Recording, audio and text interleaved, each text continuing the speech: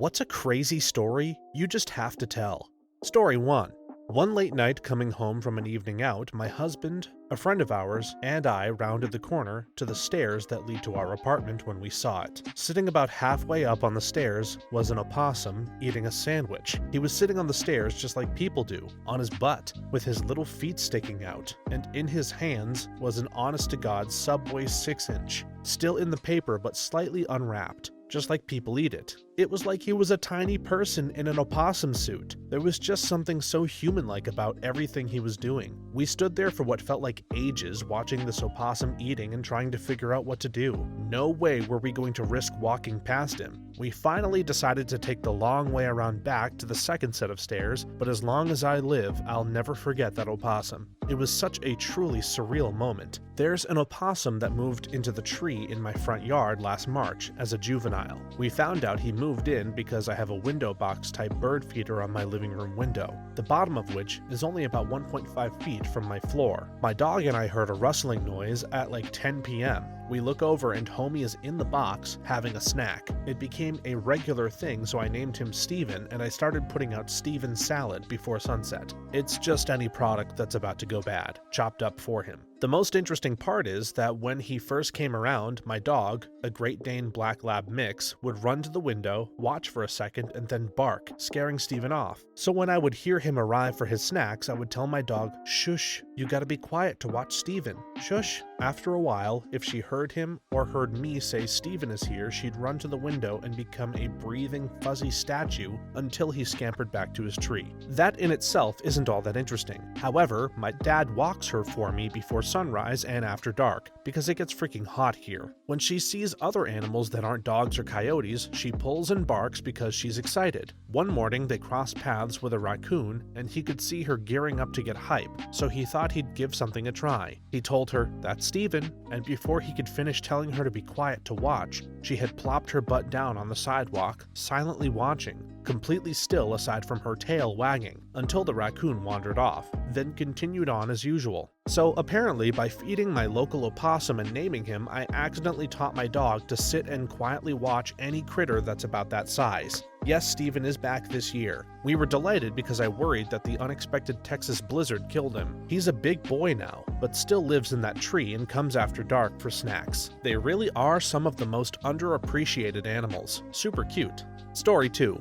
I love my backpack. It's nothing fancy, just a bog-standard Element rucksack, but I picked it out and it's like the only fashion brand article I own. I remember the kids in my middle school flipping out over Element gear back in the day, so it brings back fond memories. Anyway, a couple of years ago, I was backpacking/road tripping across Canada. We stopped at Hope, BC for a bite to eat before continuing on to Kelowna, where we had booked accommodations for a couple of nights. I don't quite remember how, but when we arrived around 9 p.m. and unpacked the car, I couldn't find my backpack. Bearing in mind, this had everything in it: passport, house keys, iPad, Canadian currency, my favorite sweatshirt, phone charger. I figured the worst, that we had forgotten to lock the car while in the cafe or diner and someone had yoinked it because I couldn't remember bringing it with me into the shop. I did not get a lot of sleep that night. The next day I called the diner just in case I had forgotten it inside. The nicest girl answered the phone and said that yes, there was a backpack there. I asked could she send it out to Kelowna and just take whatever it cost out of the cash envelope in the bag. She agreed immediately to send it out that evening and I hung up, relieved. Unfortunately, being a weekend, it didn't arrive before we were due to leave the area on a 7-day camping trip through Alberta down the Icefields Parkway, so I asked the Airbnb owner if they could send my backpack on to our next stop in Calgary, to a UPS drop-off point or whatever, and again just help themselves to some cash. She agreed, and I left on a week-long trip with no signal, camping in the Rockies. It was a great week. I almost forgot that I was missing just about everything I would have needed to get home to Europe. I remember finally understanding what Bilbo says in The Lord of the Rings. "I want to see mountains again, Gandalf. Mountains! And then find somewhere where I can rest." I still wish I could go back there and do it all over. Leaving Banff, though, I came back down to earth with a bump. We got to Calgary on Canada Day, so everything was closed. closed, which meant another night of worrying. But the next day, I was first in line at the UPS store to pick up my parcel. It was such a relief seeing the familiar shade of burgundy when I opened it up, and everything was there, minus about $40 in shipping costs. Whenever I look at my bag, I remember how nice people can be when you just ask for help. They went out of their way to help an idiot stranger get his bag back, and I remember all the more vividly that wonderful trip through an amazing country. I don't know about you, but this made me feel all sorts of warm and fuzzy inside. Story 3.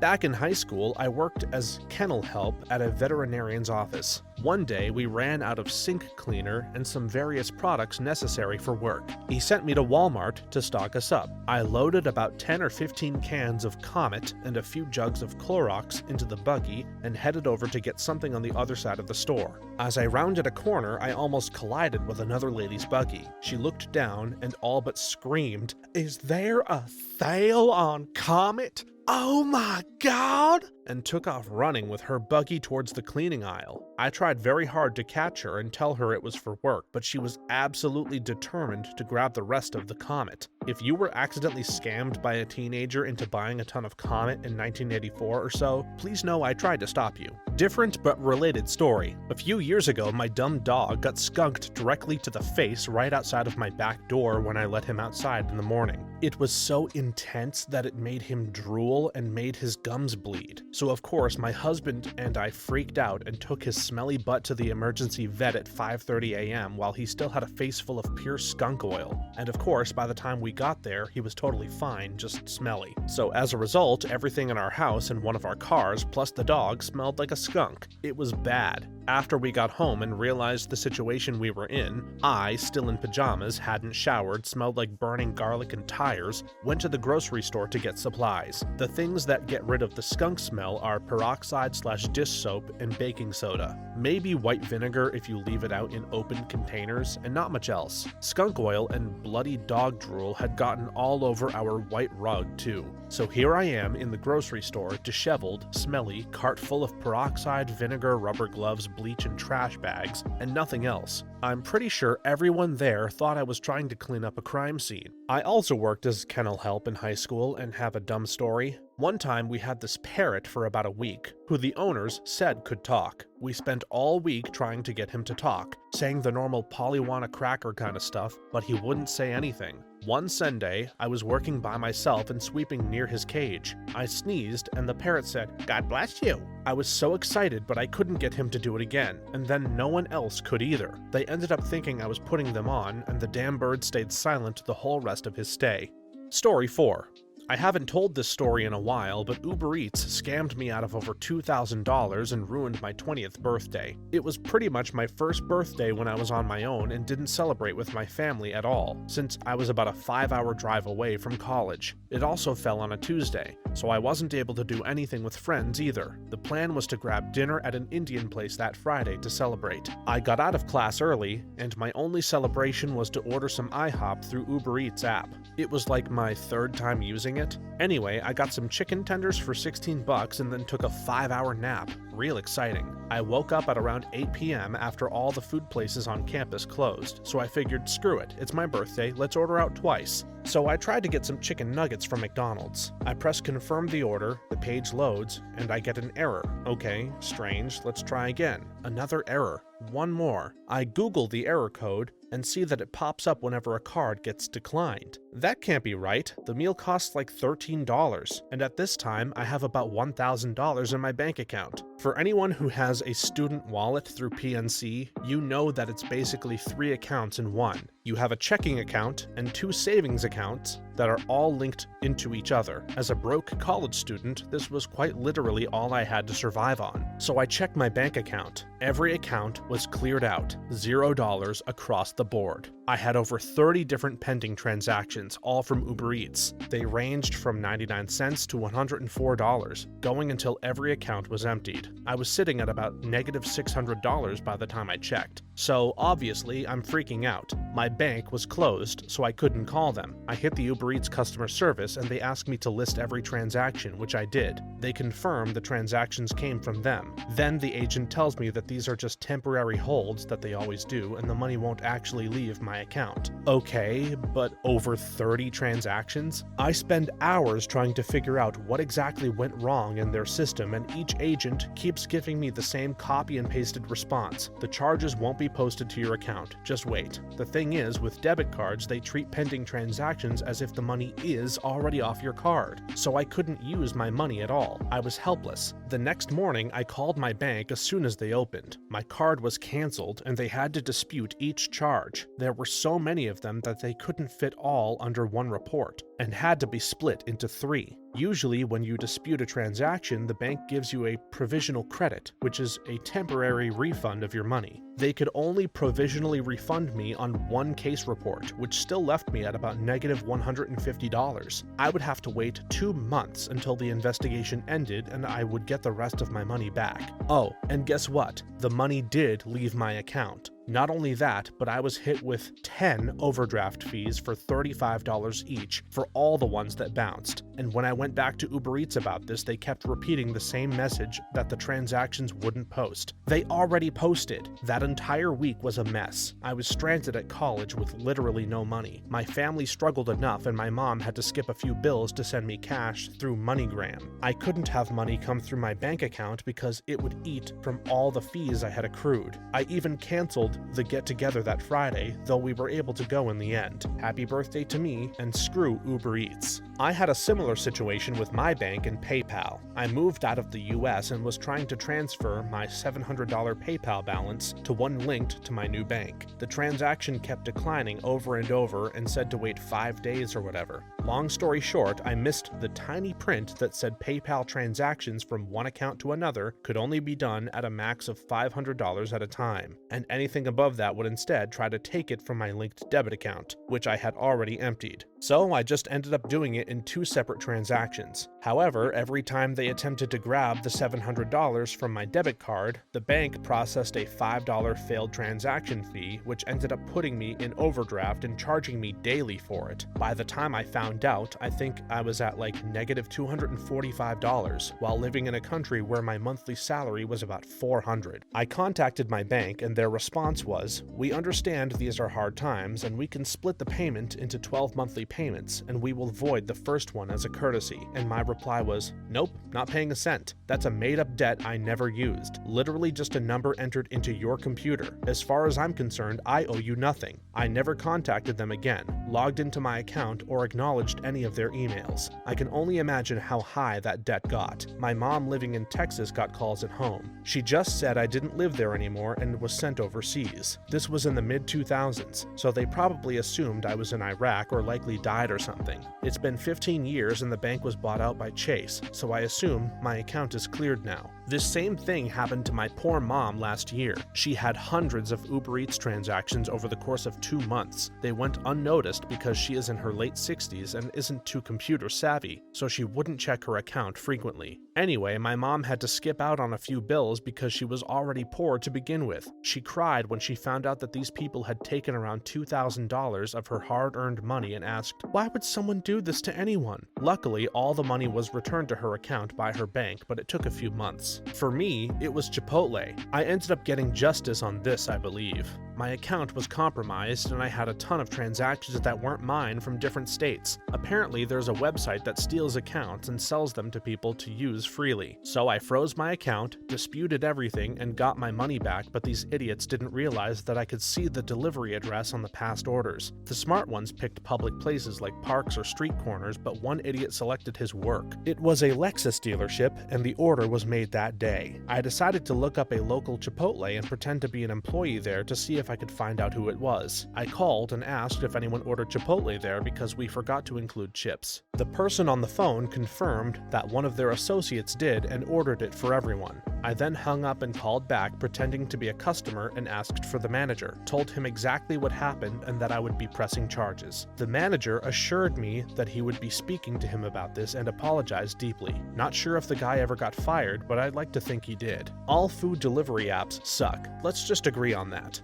Story 5. My great-grandmother lived in a nursing home for the last years of her life. She was about 95 with minimal eyesight and hearing when this happened. My great-grandmother told my mother she was afraid of that lady in black. "What woman in black?" my mother would ask. "The one that is standing at my bed every night. I think she's finally coming to get me." Naturally, my mother dismissed this as a figment of her granny's imagination. One evening when my mother was visiting, she told her, "I think I'm going to die tonight. Can you stay? I don't want to be alone when the lady in black comes for me." So my mother stayed in her bed, sleeping uncomfortably in an old armchair. Suddenly, she awoke to some noise that she could not immediately pinpoint, but she saw a figure in a long black gown standing at the far end of the bed. My mother's scream must have awoken the whole nursing home, but it especially scared the lady in black. She turned tail, left the room, and ran into one of the nurses who came running to investigate my mother's scream. It turned out the lady in black was my great-grandmother's bedridden and demented neighbor.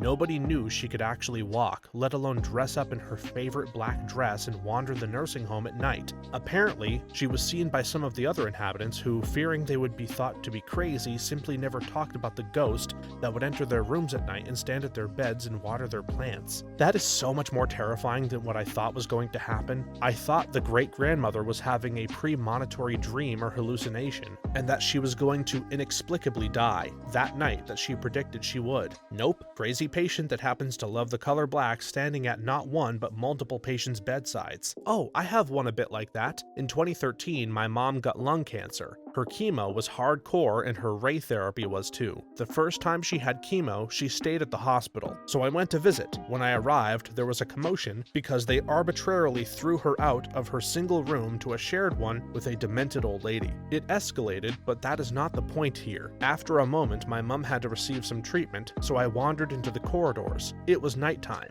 Half the floor was for cancer patients, the other was for palliative care. I was wandering in that part as I reached the end of the floor and the windows I passed in front of a room door slightly open. The inside was totally dark. As I passed in front of it, I thought I saw slight movement from this room. As I turned my head to see, I saw a thin leathery hand touching the door. With the dim light of the hallway, I distinguished the glow of eyes looking at me and some long, black, greasy hair. The face I saw was nightmarish, like a cadaver, but with far too alive eyes. And then the apparition said, "You see?" It was a woman's voice, like a murmur. Her almost non-existent lips barely moved. She asked again 2 or 3 times. Then I answered that I was indeed seeing her. She replied, Am I dead?" I reassured her that she was both. The hand and her silhouette disappeared back into the darkness. I couldn't see anything inside, so I tracked back to my mom's room, and on the way, signaled to a nurse that the woman from room X was roaming around and seemed lost. The nurse looked at me and said, "There is no one in room X. Madam X died this morning." I felt the ground opening under my feet. I was completely terrified now. Then the nurse looked behind my shoulder and whispered, "Oh no." She looked concerned. I turned to look at what she reacted to. A long hand with leathery skin was waving from the room I mentioned, and you could hear a loud whisper, "Come, you can see me now." I said to the nurse that it was room number X. She looked at me with a blank stare, and she said, "No, that's room Y. The room ID can be weirdly placed here. This is Madam Y." She then proceeded to help Madam Y to go to sleep, while I went back to my mom like a scared little child that I was. Even though I was 24 and am 6 feet tall, I would have bolted out of there ASAP. Story 6. I've shared this before, but my friend from grad school had previously been a skydiving instructor in Colorado and had jumped more than 600 times. One of these times, he, for some reason, had his wallet in his suit and it fell out. Fell to earth somewhere. He figured, this sucks, but oh well, absolutely no chance in finding it. Separately, a man in rural Colorado was found murdered. Turns out, in the remote cabin where he lived with his daughter, he had been sexually abusing her and she finally had enough and killed him. The police searched the house and all of his property and found my friend's wallet in the trunk of his car. Police thought to themselves, idiot murderer left his wallet in this dude's trunk, damn easiest arrest ever. My friend had the super believable alibi of, couldn't have been me, officer. Actually, that wallet fell out of my pants while I was skydiving. More context, my friend was never arrested, but he was questioned and had to have his story corroborated. From what I remember of him telling me the aftermath, the cops knew early on that it was the daughter, so she might have confessed. That's pure speculation though. The sexual abuse/self-defense detail didn't come out until later though. When the cops cleared my friend, they told him the father had taken all of his cash. They have no idea why he kept the wallet. This is only very darkly humorous, but my brother was murdered in 2000 and the killers were found because one left his wallet at the scene and the other left his cell phone. Not a difficult investigation. They did bust the wallet lever with SWAT once and then pursued him to Mexico where Mexican SWAT got him. So I like to think my brother would have been amused by that. Something super similar actually happened to me, but not a murderer. I used to be a delivery driver for Pizza Hut, and sometimes I would stop at the gas station in between deliveries. One time I was doing the night shift and stopped at a gas station. It was giving me the creeps, and I didn't want to stay, so I rushed pumping gas. Turns out during that time, as I hastily put my card in my back pocket, I missed, and must have dropped it. I had no idea until 2 days later, a detective called me in for questioning because my card was found in a car someone committed Grand Theft Auto in. I went in on my own accord for the questioning because I knew I was innocent, and it was the most interesting thing to ever happen to me. The detective was super chill too. Story 7. My family pet growing up was named Arwen, and she was a massive Airedale Terrier. She was the light of our lives, truly the world's best dog. She would herd the chickens and let the baby chicks nestle into her fur and nap on her as she sat quietly in the sunshine, not moving lest the peeps be disturbed. But her most heroic act came when my brother Liam, about 10 at the time, was trying to move our basketball hoop and base out into the yard for the summer. He didn't notice the 2 rattlesnakes coiled up under the base, but Arwen did. She leaped in front of Liam, between him and the snakes, and both Liam and my dad, who was nearby, saw both snakes strike. Dad ran and grabbed Liam, pulled him away, pulled Arwen aside with the other hand, and sent Liam running to grab the hatchet to dispatch the snakes. We took Arwen inside and put her on her bed, and we called the vet. The vet said he would come out to put the dog down, but if she was bitten by 2 snakes, there was basically no chance that she'd live. But my mom said that there was no way in hell she was putting her baby down without a fight, so she did some Googling and found out that just loading the poor dog with Benadryl can counteract snake venom, and that's just what she did. Arwen lay still, swollen and bleeding for 3 days, but then she got up and walked around, and she lived for 5 more years, dying at 17. She was the best dog. She sounds like the best girl. I honestly think dogs are humankind's greatest achievement. Story 8. Back in early 2018, when I first moved to Utah to start school, I was at 7-Eleven where there was this girl and she was asking for directions to the train station. I pointed her in the right direction, but she was walking, so I figured, screw it, I have an hour until class, I'll give her a ride. She tells me about studying and volunteering, can't remember which, in Puerto Rico, Costa Rica, or some other Spanish countries for months. She says she came out here to explore the area and that she moved in with an old high school friend, but he ended up being crazy and flipped out on her. She had to pretty much jump out of his truck because he wouldn't pull over. She was planning on just taking a bus out, but she left her wallet in his place. I said let's go grab it real quick, but he ended up following us there and I flipped a quick U-turn out of there. Ended up completely just leaving everything there because I figured this dude might shoot us. I let her use my charger so that she could get in contact with her parents to give her enough money to buy a ticket home, and sent her on her way. I had to get to class, so I kinda left in a hurry once I dropped her off at the station and didn't get her info, so that she could let me know she made it home safe. I never got her name, but I know she was going somewhere in the Midwest. So if this story sounds familiar, and you remember a buff bearded Mexican dude in a white Volkswagen hatchback helping you out,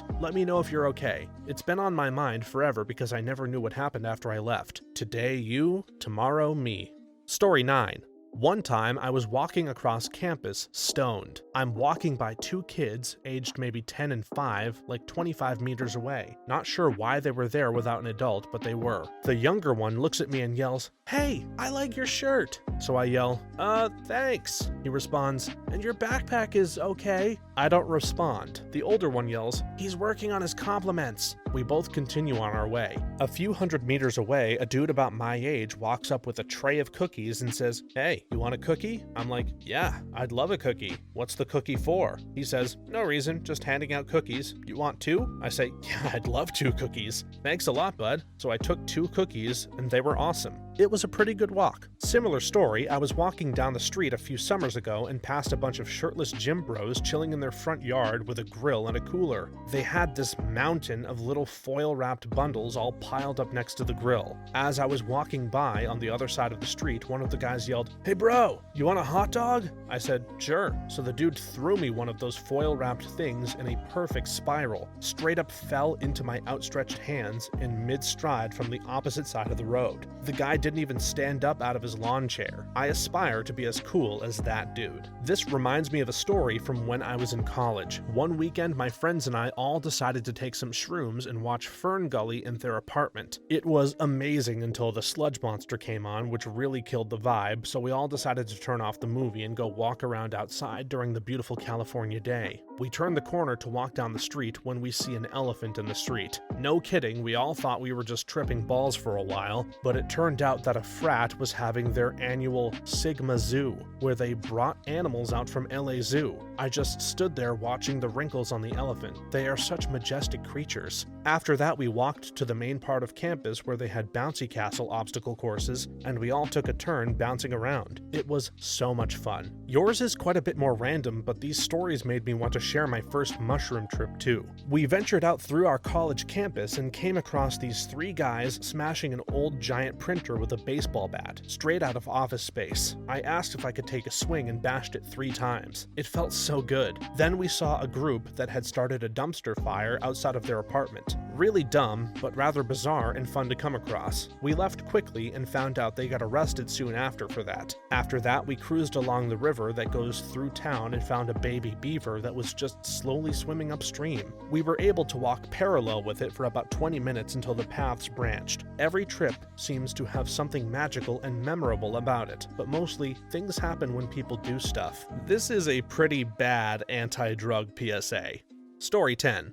I was at the zoo one time when I was younger, camp trip, and I stopped by the gorilla enclosure. The gorillas, being gorillas, were ambling all over the place and hooting like crazy, but for some odd reason when they saw my face, they were enchanted. I had like 4 or 5 gorillas just staring at me and lounging around. They didn't seem territorial or anything. I ended up playing a game of peekaboo with one of them and unfortunately never got to see any of the other enclosures. It's a fond memory, that's for sure. Addendum. Chimps did the same thing to me as I was walking out of the zoo. Like, what did they want with me? What did they see in me? I'm not sure, and I don't think we'll ever know. Not primates, but a similarly strange encounter with zoo animals. I was at the Monterey Bay Aquarium in California, US. They have a tide pool exhibit with a lot of shallow water animals just going about their day. They have a big pool filled with stingrays, most of which either sit around or swim around the edges. People are allowed to dip their hands in and touch them as they pass by, but the stingrays don't really care about being touched as far as I could tell. I go up to the edge thinking I might be able to touch one barely, but instead, I also got this strange enchanting experience. When I reached in, all of them started flocking towards me and were practically trying to escape over the edge just to be near me. It was like a stingray pileup.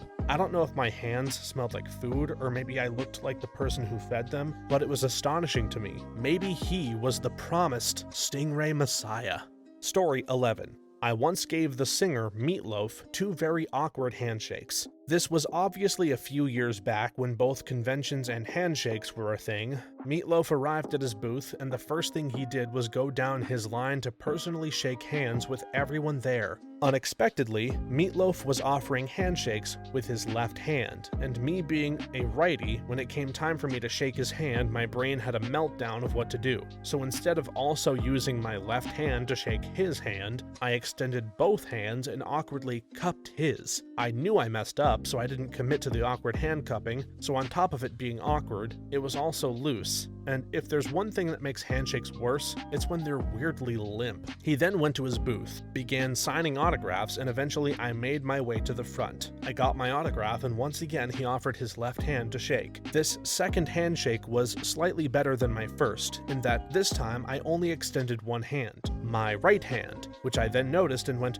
"Oh," and then finally successfully offered my left hand. He shook it, and I went on my merry way with my autograph and a new story to tell. Very nice man, was very friendly to his fans, and never once brought up my inability to give a proper handshake to a left hand. Left-handed handshakes are the worst. Thanks for watching until the end. If you have a similar story to these that you just can't wait to tell, please leave it in the comments below for us to read. If you enjoyed this video, please leave us a like and subscribe. For more videos like this one right now, please stop by our channel. Thanks again, and see you next time.